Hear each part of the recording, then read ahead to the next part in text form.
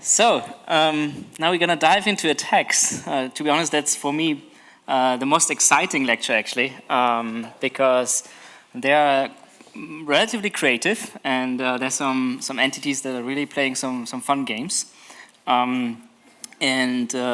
Doing forensic, just watching them at play, I think is already really cool. I mean, I couldn't have given a better introduction to MEV as Leroy and Dan did earlier, so it's great you have a full understanding of what this MEV is. And attacks are kind of like a subset of these, right? So attacks are sometimes arbitrage, sometimes maybe more bugs in contracts that are being exploited. We don't really have a clear definition of what an attack is. I'm not aware of any formal definition. They're often anyone can take transactions, right? So they can be executed by really anyone. It's most often not about stealing a private key, for instance, right? So it's not an entity getting access to your machine or to your ledger or also to extract some sensitive information. It's really most likely and most often these DeFi attacks are about issues that occur when you intertwine protocols, right? For example, if you use an on-chain exchange like an AMM as a price oracle in a lending application, as we will see later. So we've written an SOK on DeFi attacks that will appear at S&P this year, where we looked into 181 DeFi attacks over the last 4 years. We're still looking to extend that data set. Also, if you want to help, I mean, we want to open source this entire data set as well. Obviously, that researchers can work on this because I think we can learn a lot from this body of work, so to speak, right, from all these attacks. And the revenue that was, I think it's maybe not appropriate to speak of revenue, but the losses that occurred were not insignificant, right? So we found about $3.2 billion of losses. And I have to say the practitioner community is also doing excellent work in systematizing these kinds of attacks. So there are data sets such as Rec News, Slowmist, I think, has a database. DeFi Llama here has quite a nice visualization of the frequency of these attacks. So feel free to really look at different sources, right? And you can obviously inspect the attacks yourself because everything is transparently executed on chain. Twitter is also a really good source of truth, or maybe sometimes misinformation, but there are people trying to dissect attacks and try to explain what the attacks are doing and how they even occurred. And this is where I would like to start today. So we're gonna not look at what the attack does or what an attack does. We will give an example later in the talk, but we will first look at how is an attack executed. So what's the, if you want, the supply chain for an attack to execute, right? So this has strong links to Dan's and Lera's talk on MEV, and it in particular touches relayers, right? So out of these 181 attacks, we found that 18 were executed over the Flashbots API. So Flashbots was so kind to have this open API, right, that anyone can query. So roughly 622 million of value went through Flashbots of these attacks. Now the question is, were all these attacks, were they done, I mean, did the attackers submit into Flashbots, or was it someone else?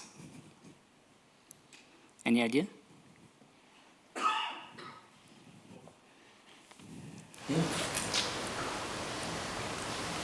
No? Okay, I'll try to explain. Let's first go through some of the examples. So these were the attacks that we found were executed over Flashbots. But what's interesting is that the subset of these 6 out of these were not executed, or likely, I don't have proof, right? We don't have ground truth. Were likely not executed by the attackers, but by an arbitrage trader who picked up the attack and tried to do background arbitrage afterwards. Right? So that's kind of funny, right?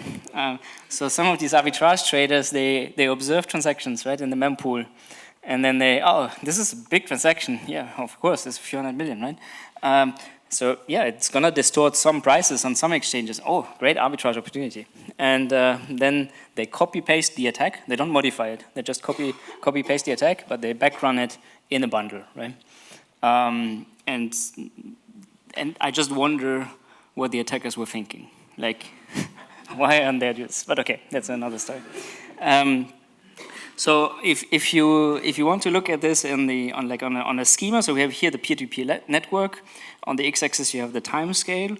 We have the attacker. He submits the adversarial transaction, and again, why submit it on the peer-to-peer layer? But that's another story. So they submit it here, and then at some point the arbitrageur detects the attack, right? And the arbitrageur can choose then to create a bundle and backrun this transaction, right? Or the arbitrageur could also go over the peer-to-peer layer and tries to backrun on the peer-to-peer layer, right? This is also, I think still, if I'm not mistaken, about 10% of the blocks or so are still not mined through like block builders, roughly speaking. I'm not fully aware of the latest stats, so I would need to check. But if you want to increase your odds of success, right, in these kinds of games, which do not happen too frequently, right? Maybe every month, maybe every other week, then you really want to maximize your odds, so you would need to go through all the channels that you can. So yeah, in that case, you would do a backrunning bundle through like a relayer, and maybe a backrunning ARP through the peer-to-peer layer, just to increase your odds, right, of being successful. And what would a front runner do? Any idea? Yeah? Change the recipient of the back transaction? Exactly. Just like Dan already mentioned earlier, right? You can have these generalized front runners. They see an attack incoming.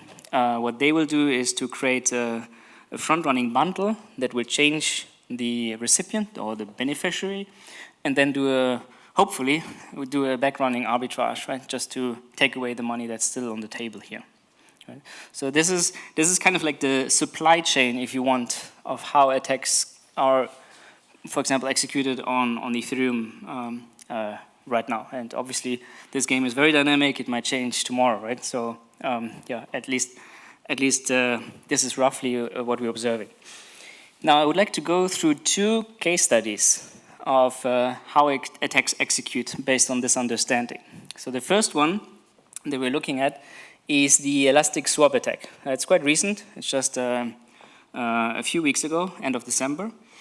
And funnily enough, it involves even multiple chains. Another EVM chain, the C chain on Avalanche. So a little bit of background, I still need to give you a bit of background. The vulnerable contracts on both Avalanche and Ethereum were rather similar. So the attacker tried to exploit the same exploit on different chains which have a similar contract deployment, right? So because we have many EVM chains, we suspect that this may occur more and more in the future anyhow, right? So what we try to reconstruct based on our understanding is the order, the flow at which transactions were propagated and issued on these chains. And also whether they went over the peer-to-peer layer or whether they went over relayers. Now, the very first transaction, TX0 here, went on Avalanche and it succeeded. And the time between transaction 0 and transaction 1 was on the order of, I think, 20 or maybe 30 minutes, if I recall correctly. So it wasn't like anything too short term, right? So there was plenty of time between these two. What's interesting is the function selector, right? The function that the attacker called, I mean, he deployed a smart contract, but then the function name that the attack transaction called was Go. So the transaction 1 then that we detected on the network layer, so we are running spy nodes that kind of measure the mempool, and we record the mempool in our private database for later forensic analysis, right? Such as these ones here. So we detected this at this given timestamp. And here we also saw, okay, the function name seems to be Go as well. So the attacker contract had this function selector Go again. So now it's where it gets interesting. See this logo here, this icon means that this attack transaction failed. The attacker was not successful, right? He succeeded previously on Avalanche, but then he failed. So what happened? Why did he fail? Well, there were two other transactions that we then found. So transaction 2, which we will just dub as Whitehead Hacker, has a funny function name called not yoink. And this transaction was built by the Beaver builder, and it was relayed by BlockSec. Right? So actually there's quite a nice website built by Tony, mevboost.pix, if you want to check it out, to see through which builders and relayers transactions are mined. So and then note here, there's no detection on the P2P layer for this transaction because it went over a builder, right? However, here transaction 3 of the Whitehead hacker, which with the function name yoink, is the transaction that we detected on the network layer. And the difference in timestamps is rather short, right? 250 milliseconds. So this was rather quick, right? So what appears here is that the original attacker, we have no ground truth, right? So I'm speculating, but we have this evidence that I'm presenting. So we think that the original attacker has failed due to the existence of a generalized frontrunner or some frontrunner. We also don't know the algorithm of this frontrunner. And the frontrunner, here the Whitehead hacker, tried both, right? Going over a relayer as well as going over the peer-to-peer layer at a rather quick interval, right? So what can we conclude? Well, the Whitehead hacker seems to have some interesting capabilities, right? So he's quite bilingual. He can speak on the peer-to-peer layer, and he knows how to go over relayers as well. And probably he's not only connected to BlockSec, but also Flashboards and others, right? Just to increase the likelihood that he will actually make it. Because if he misses even the smallest relayer, and the smallest relayer will talk to the validator who will do the next block, then he loses the game, right? And here we're talking about 523 Ether, right, being vulnerable, which is not a small amount. So we don't know whether the front-running capabilities are, or this mimicking of the victim transaction is generalized or not, but it was rather quick. 250 milliseconds is not too slow, right? It's rather decent. Obviously, there could be faster mechanisms probably to such things. But there's also a third component, and that's the bribing. If you send a transaction over relayer, right, as Dan suggested, you need to bribe the miner to a certain degree. And you've seen, right, the longer you wait, the higher kind of the bits become. And it seems like, and this is quite funny, it seems that the Whitehead hacker here bribed a constant 15%. So I guess that's a hard-coded parameter that the attacker chose, right? Just to win that kind of auction, the sealed auction that's happening on the relayer. And afterwards, the attacker subtracted a 10% bounty and paid back the rest to Elastic Swap Finance. Right? Yeah, so that's one of the supply chain kind of studies or forensic analysis of how an attack is being executed. Right? Yeah, and so if you have all these capabilities, right, you can do quite well here. Now, obviously, we don't know. I have to say the 10% bounty. That's kind of like an industry standard by now, right? If you go to bug bounty platforms, you as a Whitehead hacker and you find something, you report it, then typically you get 10% of what could have been at stake, right? So that's kind of for potential future attacks that you prevent by just reporting, and they can then fix it quietly. But this 10% apparently also applies to real-time attack prevention, if you will, which is funny. I mean, yeah. Obviously, on the legal side, we have no clue what's the right thing to do. I mean, what implications this has, obviously, because you are in fact distorting the markets to some degree. So yeah, unfortunately have probably nobody really knows at this point in time, unfortunately, yet. Yeah. Okay, cool. So then the second case that I would like to briefly go over today is the Settle case from April 2022, last year. And I thought this was really interesting because Settle is an exchange that's similar to Curve. So it's an exchange which is specialized on packed assets. Right? We talked this morning about AMMs of uncorrelated assets, where you trade ETH to USDC, for instance. But Settle and Curve, they're more focused on packed assets such as USDC, USDT markets, right? Because they have a bonding curve which is more linear in some ranges, which gives you much better prices, so much lower slippage for larger volumes. And here, they are using metapools. Metapools is a great. It's really funny. Metapools are, in fact, it's just you use an LP token in another pool. Right? So you create a pool, and then you have an LP token, and you use that again in another pool to increase liquidity efficiency, right? Because you can reuse the LP tokens.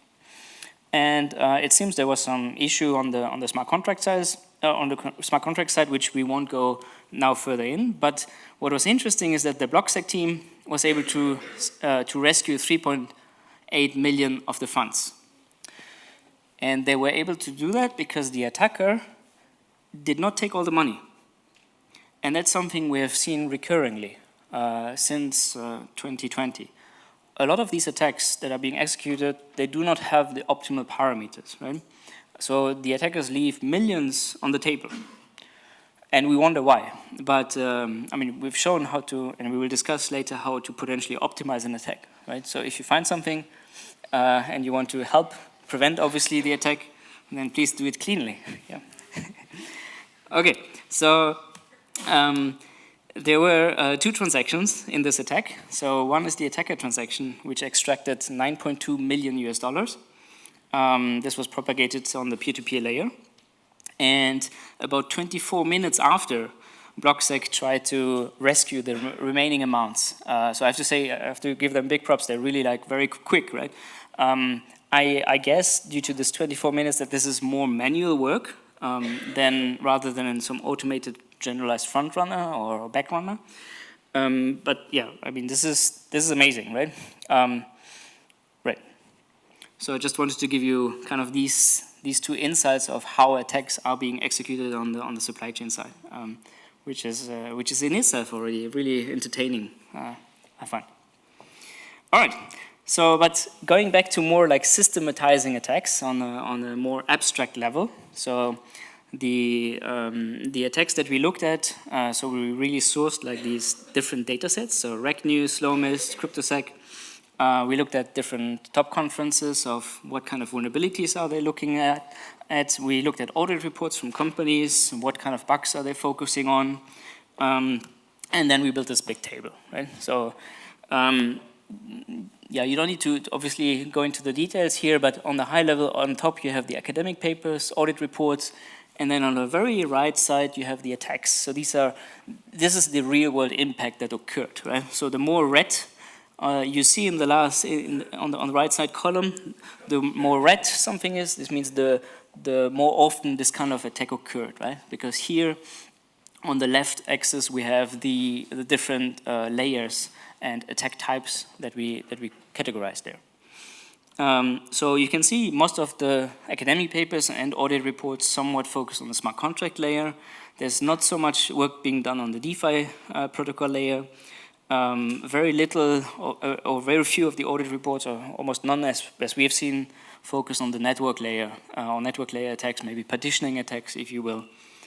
So there's a lot of room for improvement in general. And many of these attacks, we find that they focus on a particular layer in isolation. Right? So imagine if you have like in the future attacks that compound different layers, right? I feel like they could become much more professional.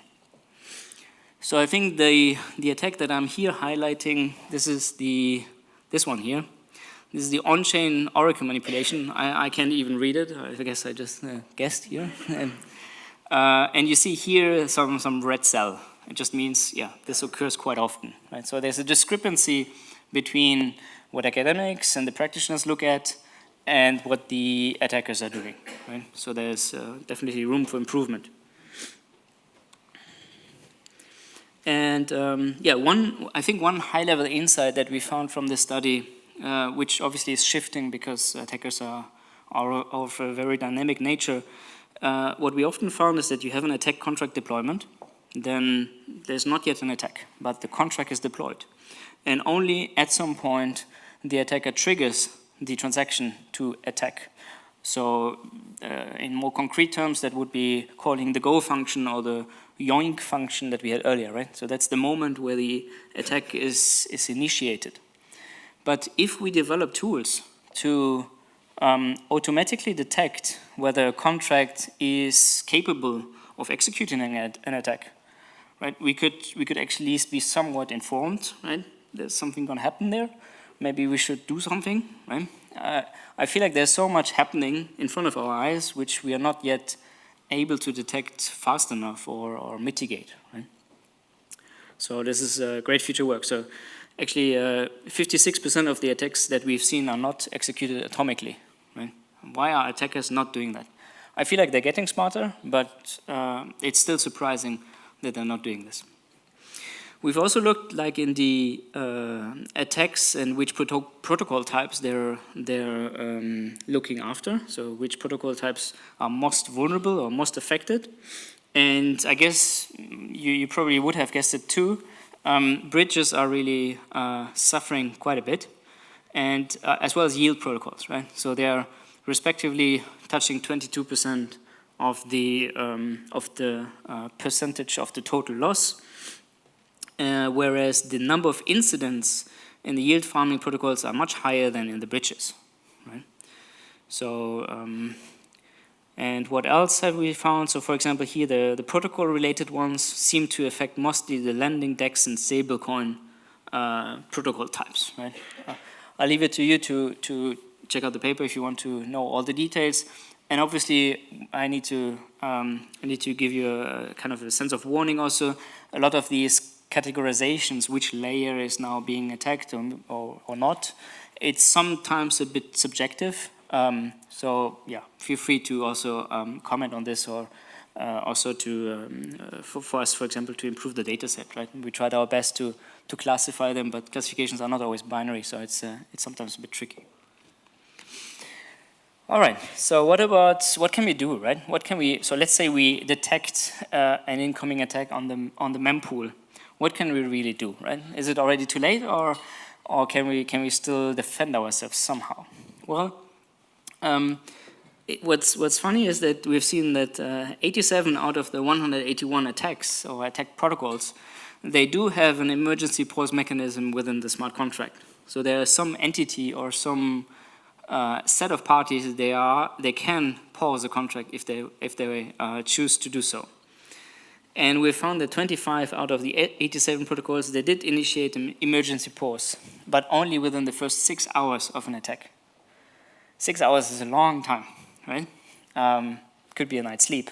So I think we can do better, right? We need more real-time detection and alerting systems to really take action here and improve the system. Yeah, question? So usually, as far as I know, these attacks are like one transaction attack. In rare cases, it can take more time. And there's the question, what can be done if the attacker uses flashboard, for example, in order to protect against that? Right. So if we have no capacity to detect an incoming attack, right, that's pending, whether that's the block builder or mempool, let's not differentiate for now, right? So if we have no ability to differentiate or to detect, then and the attack is atomic, fully executed, then there's no point in posing the protocol, right? I would agree. However, in many cases, there are several attack transactions. Well, let's maybe take a step back. So there's an attack contract that's sometimes deployed before the attack, as we discussed. Then sometimes it's multiple attacks. Then the attackers are often not optimal. And this was quite funny last week, on Avalanche, the attacker kept their funds in, I think, USDC, and USDC froze the parts of the funds, right? So you see, there's so much that can go wrong that the attacker can mess up that you can at least recover a few million, right? So, which is probably worth it to try doing that, right? So security in general is a defensive in-depth approach, and we should take the same approach here, right? Why are we only doing smart contract auditing? We should have the entire pipeline secured, right? Not only before deployment, right? I don't know, that's at least what I would suggest, yeah. Okay, so yeah, we should develop and introduce detection tools to automatically trigger emergency pauses, right? Since I've shown you the example on Avalanche and then Ethereum earlier, the attack on Elastic Swap, we can develop tools to find similar contracts within the blockchain, but also across chains, and this can all be automated, right? So we've done some very naive mechanism here for the sake of this SOK. I'm sure you can come up with much more sophisticated and better approaches, but we just looked like at some bytecode, we chopped it into n-grams, did some embeddings and tried to quantify the similarity among them, right?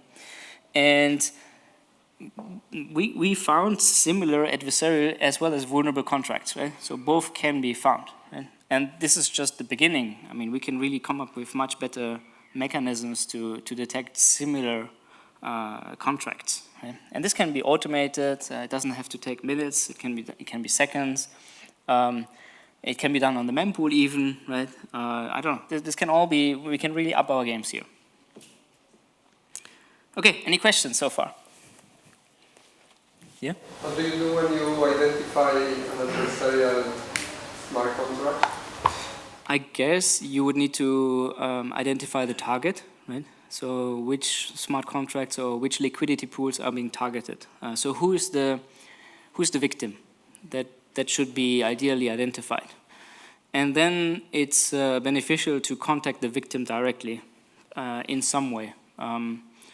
If you find something and you don't have a contact to the victim, you can talk to some of the players in the field. I mean, for example, Immunify is running bug bounty programs. They have very good connections to, I guess, most of their DeFi protocols that they interact with. I guess Flashbots has very good connections to a lot of the DeFi protocols as well. Right? So that's what I would recommend. If you detect something and you don't have a direct link to the project itself. It's also sometimes it's a bit sensitive. Who do you talk to? Right? You could talk to me, and maybe then the attack happens, and I'll tell you, it wasn't me, right? But do you believe me? I don't know, right? So yeah. Okay. So what about attacks using flash loans? Well, we talked a lot about attacks, right? I wanted to go over one case study that happened in February 2022, and that's the bZx-Oracle manipulation attack. bZx is a lending, or was at the time a lending platform, and on a high level, this is how the attack looks like if you just look at the flow of funds. But I think what's on a high level quite important, you have as input, all you have is $119 US. That's all the capital you need to execute this attack. And this is just a transaction fee, right? So with this amount, what the attacker does, he takes a flash loan, he does a few swaps, he collateralizes some funds to borrow money, and then he pays back the flash loan, and that's it, right? So on a very high level, these are the steps. We will go into more details in the next slides. So what's interesting is the attacker made a decent return, no? I mean, $630,000 given 120, not bad. However, he could have done better. He left money on the table, right? So yeah, we'll discuss also on how to get these optimal values. So let's just go step by step. So the first step is to take the flash loan, which we later have to pay back, right? It's a debt that we need to pay back, otherwise the whole thing will fail. So we take 7,500 Ether. Some of that, 540, we use it to dump on Uniswap. We drop the price of the ETH SUSD market. Right? SUSD is just a derivative of the US dollar. So it's some derivative token. Then the attacker takes, so then the price on Uniswap drops, right, quite significantly because there was apparently not too much liquidity. So then the attacker takes another 360 Ether and he goes to the Kyber exchange and does the same. He sells Ether for SUSD, right? So you're already seeing the pattern, right? The attacker is selling Ether, dropping the price on some exchanges, some on-chain exchanges, and accumulating as US dollar. So here on Kyber as well, price goes down. Then the attacker goes to synthetics, which enables the swap. I think they actually enabled zero slippage swaps at the time between, oh no, this was between SIMs. So I guess this was not a zero slippage swap because it's not between S tokens. But okay, he still swapped like 3,500 Ether for like almost 1 million SUSD. All right, so by now the attacker accumulated about 1.1 million SUSD, right? So, and what's interesting is the actual attack, I would say, happens here, where the attacker uses bZx, which is a lending platform, right? So the attacker collateralizes the SUSD to borrow Ether, okay? And why would he do that? Well, because bZx, the price of the SUSD Ether market is distorted, right? So we don't need much collateral to borrow a lot, right? The price that bZx is seeing is not the real market price, right? And hence the attacker is doing this kind of borrowing position here. He doesn't even care about paying it back. It doesn't matter, right? Because it's not the real price. Well, now we have 9,800 Ether. Does anybody remember how much we borrowed? Can we pay back the flash loan? 7.5K Ether, exactly, right? So that's the last step. Yeah, I haven't shown it here, but that's the last step that we then pay back. And that's the profit, right? 7,500 or 9,800 minus the 7.5K. So these are the steps. I mean, this was February 2020. I think this was one of the very first flash loan attacks that we have seen and studied. Super interesting use case. bZx was a bit unlucky at the time. They were hacked twice, I think, within the same months.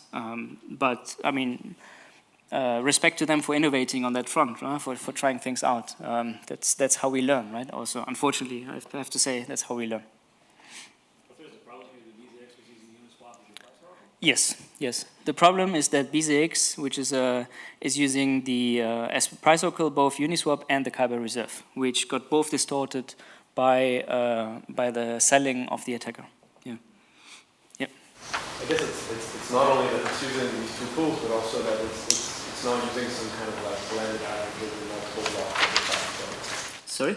It's not using some average of the price over multiple blocks, right? It's just using the price at execution time, and so yes. You just go to the price. I mean, this is the oracle.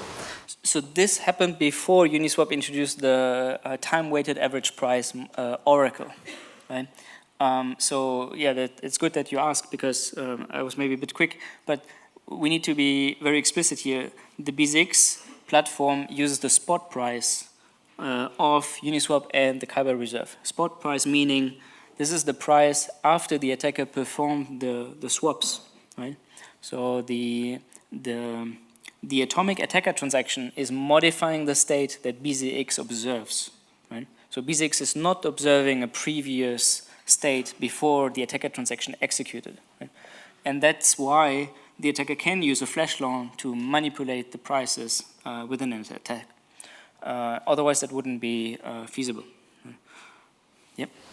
So, wouldn't this always happen when you have a market that is small or not liquid enough, and then you can manipulate the price? I mean, so it's easy to manipulate the price. If there was a lot of liquidity there, then you would need a lot more than 7,500 Ether to manipulate the price. That's true. So you could say if Uniswap were much more, if this Uniswap pool, the SUSD Ether pool, were much more liquid, then maybe the size of the flash loans wouldn't suffice, right? But then it would probably be rational for some big VC to do it without the flash loans, right? Yeah. Well, no, actually, right? Because flash loans you can borrow like relatively arbitrary amounts, right? So you can borrow like $1 billion flash loan as long as you repay. So I think the mistake is that it's taking like the price and execution time. Maybe you need to limit the flash loan.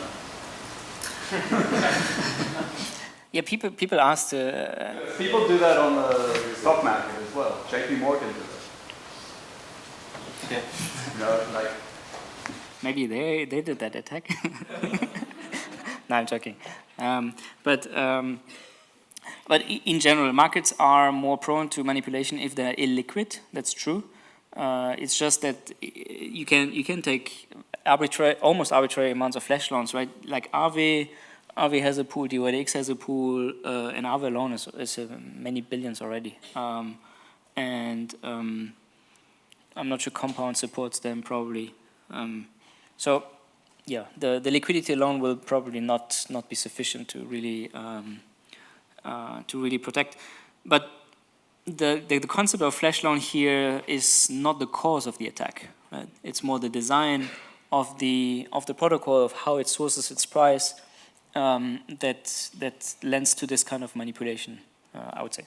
Yeah. So today would you say most of these platforms use chainlink as a result of this model? Yeah. So what are the remedies, right? What kind of oracles we can use? Chainlink is definitely one of them, right? That's certainly more reliable. But it's always good to have multiple sources of truth, right? Then I don't know whether you should take the median or the mean or how to weight them or what to do if some of them don't respond. Maybe, I don't know, maybe you shouldn't take action at all, right? It's questionable, yeah.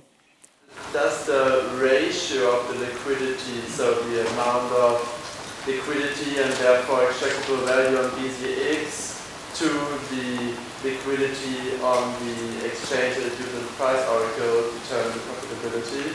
So maybe, yeah, with flash loans you can almost have arbitrary amounts, but I could imagine that if, for example, the liquidity on the pool is a certain factor of the liquidity that is in the lending protocol, and therefore the kind of the cap on the extractable value, then this might lead to no extractability there. Right. But then the problem is that this works in the short term, but then bZx might have 10 competitors or 20 competitors, and so then at some point, basically, if you design systems with that sort of protection, then you basically just push it into the long tail, and so like you don't observe any vulnerability until you reach some critical threshold of total extractable value, where then the entire system fails. That's the real solution. No, but that's why it's so fun to have systems that are actually fully robust, not just robust under sketchy something. But yeah, it would have led to this specific. Yes. I don't know, but it seems like the EVM will spec its own execution trace. He could infer that the AMM was previously procured the price. So if the bZx contract so execution trace, you can say, oh, that price was manipulated prior to being called. Well, right. So you could. I see what you want to have a condition in your smart contract that says I don't want this storage location to have been modified in the same transaction, right? This is kind of the technical check that you would like to have. I'm not sure that's currently supported. Probably not. Yeah. That could maybe be actually an interesting mitigation avenue. Yeah. The Uniswap contract could, in theory, just log all the calls received. Yeah. Or caches amount for every transaction and release that log. I mean, if you can run a debug trace on any transactions, right? And then you would see the whole execution stack, right? You see which contract with what parameters is calling afterwards, what other contracts and which parameters. So the node has access to this information. yeah, now the question is whether you want to expose this on the EVM API level. Yeah. Good point. Yeah, I haven't thought about this one. Cool. Great discussion. And yeah, since I guess some of you are interested in maximizing MEV, right? How can we maximize the output of this attack? So one way of doing it is to formulate these DeFi actions in models, and then construct just an optimization problem given the attack vector. Right? We can then afterwards we can validate whether our parameters are optimal or non-optimal. I mean whether they execute. We can validate given, for example, an archive node on the historical state. So we can try to execute our own hypothetical attack on that very same blockchain state, right? So, and that's what archive nodes are really good for, I think, for research. Have a high value. Unfortunately, they're very buggy and take like weeks to resync, which is just a nightmare. But yeah, that's another story.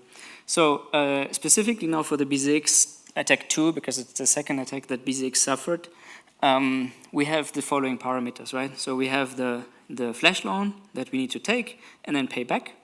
And then we have two conversions, right? The one on Uniswap, the one on Kyber. We have the collateralization and the borrowing on, the third swap actually on synthetics. And then we have the collateralization on bZx itself, right? So we can express this as an optimization problem, right? And then we for example, we use the sequential least squares programming in SciPy on a rather standard machine, and then later we validated this through concrete execution given an archive node. And that's how we found that instead of 600, I think it was 30,000, you can get 1.1 million US dollar if you use optimal parameters, right? And you could do similar things. And I mean, if you're an attacker, you already spend so much time in finding the bug, like spend maybe the additional few hours on doing that, and might be worth it. Yeah, but thank you so much.